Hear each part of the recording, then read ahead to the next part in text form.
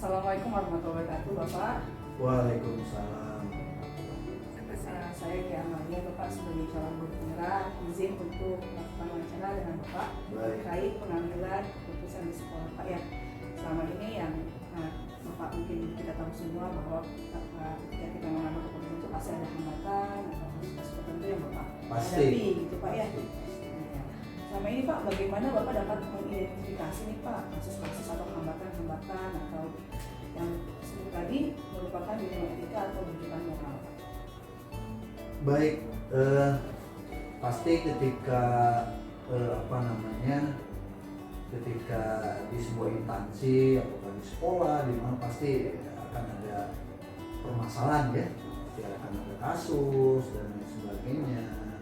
Karena kita kan lembaga yang berhadapan dengan manusia ya, berbeda dengan para pekerja di perusahaan yang berhadapan dengan benda. Tentunya masalahnya tidak akan serumit ketika saya berhadapan dengan manusia. Apalagi di sekolah itu secara pendidikan kan semua sudah di level sarjana semua. Nah tadi pertanyaan dari Miss Gea, karena kebetulan Bu Gea ini guru bahasa Inggris, jadi saya panggil Miss aja ya. Silakan Bapak. Apa-apa ya, saya panggil Miss. Miss itu apa sih? Miss itu mungkin sebutan yang sudah menikah kali ya, ada Miss dan Miss. Oh gitu. Iya Bapak. Saya mah ngikut-ngikut aja sebenarnya. Miss gitu kan. Baik, mengidentifikasi kasus terkait dengan dilema etika. Sebetulnya tidak ada program yang khusus yang saya lakukan dalam mengidentifikasi kasus ini. Ini yang berdasarkan apa yang saya lihat, apa yang saya ketahui, apa yang teman-teman sharing dengan saya. Artinya bahwa saya mengidentifikasi itu berdasarkan pengamatan yang setiap hari saya lakukan di lapangan. Natural gitu Pak. Iya betul. Jadi tidak ada program khusus, misalnya saya bentuk tim mengidentifikasi kasus, karena nggak baik juga ada tim untuk mengidentifikasi kasus, kan nggak bagus juga. Ya, jadi tidak ada program secara khusus lah dalam hal ini. Jadi bentuknya tadi yang Miss katakan tadi natural, hanya sebatas pengamatan aja. Jangan itu saja Pak ya. Ya nanti ketika ada kasus saya mencoba untuk menyelesaikan. Selama ini bagaimana Bapak menjalankan pengambilan keputusan di sekolah Bapak, terutama untuk kasus-kasus di mana ada dua pekerja yang sama-sama benar atau sama-sama mengandung nilai kebajikan Pak? Baik. Yang pertama cross check. Yang pertama tentunya cross check fakta dulu, ya, pengumpulan data ketika ada kasus, ada laporan kasus dan lain sebagainya. Dari situ kemudian saya identifikasi. Nah, ini yang sulit ya, yang ketika kasus itu berkaitan dengan dilema etika, karena kita harus mengambil sebuah keputusan yang tentunya jangan sampai keputusan itu kemudian membuat ekses ya, dari orang yang penerima keputusan. Jadi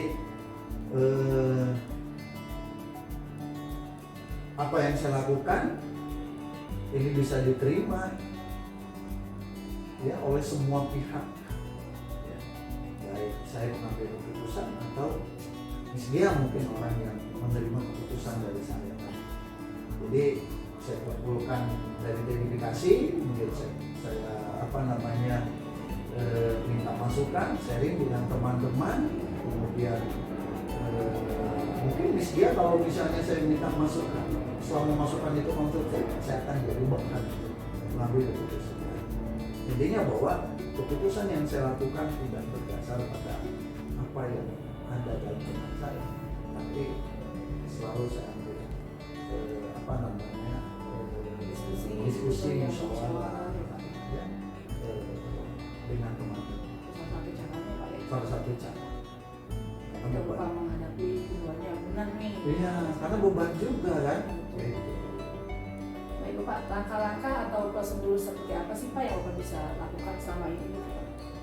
Tadi kembali ke nomor 2, pengumpulan fakta, ya kan? Data saya kumpulkan, kemudian diidentifikasi, setelah setelah ketemu permasalahannya apa, tadi diskusi dengan berbagai pihak. Berbagai pihak itu ya teman-teman, wakil kepala sekolah, dengan pembina dan lain sebagainya, dengan wali kelas, lalu dimusyawarahkan untuk mengambil sebuah keputusan. Sehingga keputusan yang timbul adalah hasil dari keputusan bersama, kesepakatan bersama. Sehingga ketika orang yang menerima keputusan tadi bisa menerima dengan lapang bahwa ini adalah keputusan bersama, bukan keputusan sendiri.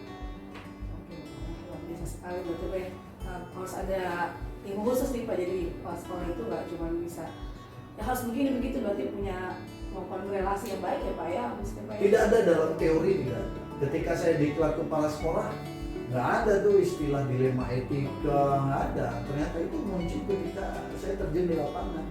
Dan memang yang sering dihadapi oleh seorang guru, ya Miss Gia juga di kelas kan, karena suka muncul masalah ya dengan anak, keputusan yang benar tidak ambil dengan anak. Jadi berdasarkan pengalaman saya berorganisasi. Ya. Pak, selanjutnya Pak, hal-hal apa saja nih Pak yang selama ini Bapak anggap efektif dalam pengambilan keputusan pada kasus-kasus dilematika tadi? Suara, diskusi, sharing dengan berbagai macam pihak, berbagai macam kelompok. Karena hasil daripada sharing tadi, hasil daripada diskusi itu membantu saya dalam mengambil keputusan. Walaupun hasil sharing tadi bukan sebagai bentuk dari pengambil keputusan, tapi itu membantu saya untuk mengambil keputusan. Terus Pak, selama pengambilan keputusan Pak, ada nggak Pak tantangan yang selama ini Bapak rasakan sering muncul, atau wah ini menarik ya ada tantangan seperti ini ketika Bapak mengambil keputusan Pak? Pasti tantangan tuh pasti akan ada ya dalam pengambilan keputusan. Tantangan yang terberat yang saya alami terutama di SMA 11 ya. Tantangan terberat saya adalah menyatukan visi dari teman-teman. Karena jujur ya, habis dialami juga kan, di SMA 11 ini mayoriti kan perempuan nih pengajarnya. Perempuan kan sensitif ya. Saya lihat selama ini masih ada gitu, faksi, kelompok-kelompok ya. Mungkin ya bahasa ini geng lah gitu ya. Karena biasanya geng ini muncul atau kelompok ini muncul karena kesepahaman ide tadi. Nah ini tantangan terberat saya untuk menyatukan faksi-faksi ini. Karena keputusan akan berjalan lancar kalau satu tubuh ini kompak, gitu. Ya, ketika satu tubuh ini terpecah dalam beberapa faksi yang kemudian tadi bilang geng tadi akan sulit. Itu kendala saya. Itu yang pertama. Yang kedua, rendahnya tanggung jawab. Ada beberapa tidak semua sih. Kalau CGP saya percaya lah tanggung jawabnya tinggi. Karena ini kan calon pemimpin masa depan nih, pengganti saya. Itu Pak Nadiem yang ngomong ya. CGP ini nanti kedepannya bakal jadi kepala sekolah tanpa melalui rekrutmen lagi gitu kan. Jadi ada beberapa yang tanggung jawabnya masih terbilang rendah gitu ya. Belum lagi dihadapi pada ada beberapa guru-guru senior gitu ya yang merasa bahwa dia merasa memiliki pengalaman yang luas, tapi dia tidak bisa mengikuti perkembangan kekinian dari perkembangan pendidikan. Kan kalau guru senior kan berbeda dengan saat ini kan. Perspektifnya masih yang lama. Seharusnya guru senior itu harus mampu mengikuti perkembangan pendidikan saat ini. Gitu. Jadi kalau bahasa iklannya, apapun makanannya, minumannya, botol sosro, apapun kurikulumnya ngajarnya gitu-gitu aja. Nah ini kendala juga buat menyadarkan para guru senior agar dia mau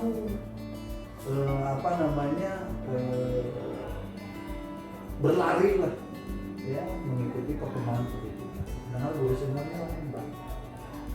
Kenapa lambat? Satu udah malas, yang kedua bentar lagi pensiun dan lain sebagainya. Belum lagi kan saat ini kurikulum sekarang kan dibutuhkan teknologi, mereka penguasaan teknologi itu kendala-kendala yang saya hadapi. Luar biasa sekali menjadi pemimpin itu ternyata Pak ya, harus menyatukan banyak kepala itu supaya Betul. keputusan itu bisa diterima gitu Betul. Pak ya. Karena kalau waktu Pak bilang satu kalau nggak bisa terima ya bisa mentah lagi. Bisa ya, mentah lagi. Nah itu yang sulitnya menjadi pemimpin, memimpin orang.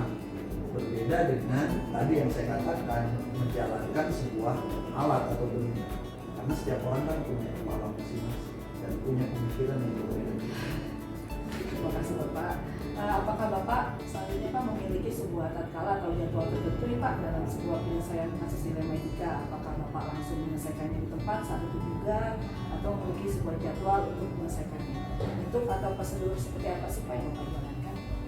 Yang jelas tidak ada jadwal khusus ya. Tapi kata kuncinya ketika ada masalah saya harus segera menyelesaikan. Ya. Dan tidak harus hal itu juga sebetulnya. Tapi tidak terjadwal juga. Yang penting masalah itu bisa saya selesaikan. Jadi tidak ada penjadwalan secara khusus. Jadi seperti Harus masalah itu harus cepat diselesaikan. Kalau tidak diselesaikan, kalau berlarut-larut nanti akan merusak tatanan atau sistem. Tadi kan ada tantangan nih Pak, sekarang ada faktor-faktor atau Pak atau ada seseorang yang selama ini yang mempermudah atau membantu Bapak nih dalam pengambilan keputusan dalam kasus yang Bapak hadapi selama ini. Miss Gia salah satunya, ya. Apalagi di sini ada beberapa CGP ya, bisa saja untuk terkait dengan urusan-urusan kurikulum sudah bisa sharing CGP atau dengan teman-teman. Jadi itulah. Jadi di satu sisi saya bersyukur ya punya banyak teman-teman, banyak rekan yang bisa saya ajak diskusi. Itu hal yang bisa membuat saya nyaman, kemudian membuat saya kuat dalam mengambil keputusan karena banyak teman-teman. Pada dasarnya pemimpin itu nggak bisa bergerak sendiri. Nggak bisa bergerak sendiri. Apalah artinya seorang pemimpin tanpa dukungan dari Pak, dari obrolan kita tadi Pak ya, saya Bapak sampaikan kejadian apa sih yang Bapak ambil nih Pak dari pengalaman Bapak dalam mengambil keputusan yang sama-sama benar. Ada nggak Pak pengalaman? Pengalamannya ternyata mengambil sebuah keputusan pada dua sisi yang benar itu luar biasa sulitnya. Artinya bahwa aturan kadang berbenturan dengan hati nurani, berbenturan dengan nilai norma, etika, cinta kasih, kebersamaan, toleransi itu kadang-kadang hal yang pengalaman yang saya dapat selama ini. Tapi mudah-mudahan lah, insya Allah dari apa yang tadi kita obrolkan dari awal dengan musyawarah dan lain sebagainya, seberat apapun masalah akan menjadi ringan. Karena ketika mengambil keputusan kita didasari apa benar dan benar, ya ini memang sulit. Tidak semudah itu Pak ya, Enggak banyak hal yang semudah dipertimbangkan itu. Pak ya dalam mengambil keputusan. Artinya bahwa ada kadang-kala ketika ada permasalahan saya ajak bicara dari hati. Tidak langsung bisa saja kan seorang pemimpin karena saya punya aturan kan, itu pemimpin otoriter. Yang terbaik buat saya adalah ketika timbul permasalahan kita bicarakan dari hati. Pak, bisa sekali Pak percakapan kita kali ini. Baik, Terima Miss kasih Bapak atas Gia, waktunya. sama-sama sukses Semoga buat saya Miss bisa Gia. mengikuti jejak Bapak. Amin. Saya juga masih butuh banyak pengalaman yang harus ini. Semoga Bapak sehat selalu. Amin. Semoga Amin. bisa menjadi pemimpin yang bijaksana. Amin. Pak ya, memimpin kita ke arah yang lebih baik. Ya, saya juga minta sama CGT untuk membantu program sekolah, ya. Siap. Untuk membantu saya ya dalam memajukan sekolah ini, gitu kan. Minta juga teman-teman untuk selalu kompak, ya. Bahwa kita punya satu tujuan yang sama, walaupun jalannya berbeda. Terima kasih Bapak atas waktunya. Baik. Saya akhiri Sama-sama. Pak ya. Assalamualaikum Oke, waalaikumsalam warahmatullahi wabarakatuh. Sukses. Ya, terima kasih Pak.